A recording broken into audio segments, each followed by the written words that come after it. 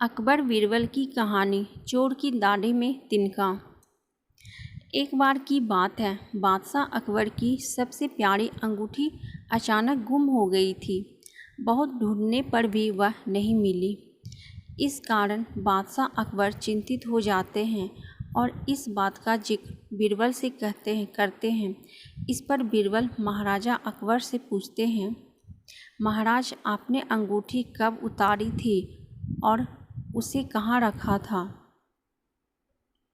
बादशाह अकबर कहते हैं, मैंने नहाने से पहले अपनी अंगूठी को अलमारी में रखा था और जब वापस आया तो अंगूठी अलमारी में नहीं थी। फिर बीरबल अकबर से कहते हैं, तब तो अंगूठी गुम नहीं, चोरी हुई है और यह सब महल में साफ सफाई करने वाले किसी कर्मचारी ने ही किया होगा। यह सुनकर बादशाह ने सभी सेवकों को हाजिर होने को कहा। उनके कमरे में साफ सफाई करने के लिए कुछ 5 कर्मचारियों तैनात थे और पांचों हाजिर हो गए। सेवकों के हाजिर होने के बाद बीरबल ने उन सभी को कहा, महाराज की अंगूठी चोरी हो गई है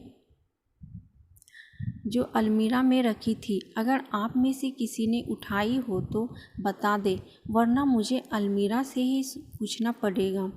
फिर बीरबल अलमारी से वापस जाकर कुछ फुसफुसाने लगे। इसके बाद मुस्कुराते हुए पांचों सेवकों से कहा, चोर मुझसे बात नहीं कर सकता क्योंकि चोर की दाढ़ी में तिनका है।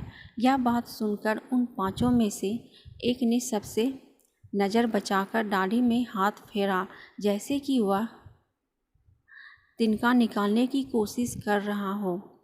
इसी बीच बीरबल की नज़र उस पर पड़ गई और सिपाहियों को तुरंत चोरों को गिरफ्तार करने का आदेश दिया।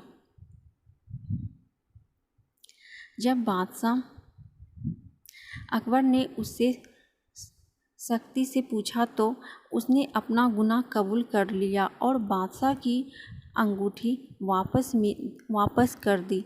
बादशाह अकबर अपनी अंगूठी पाकर बेहद प्रसन्न हुए। चोर की दाढ़ी में तिनका कहानी से सीख। इस कहानी से यह सीख मिलती है कि ताकत की जगह दिमाग का इस्तेमाल करने से हर समस्या का हल मिल सकता है।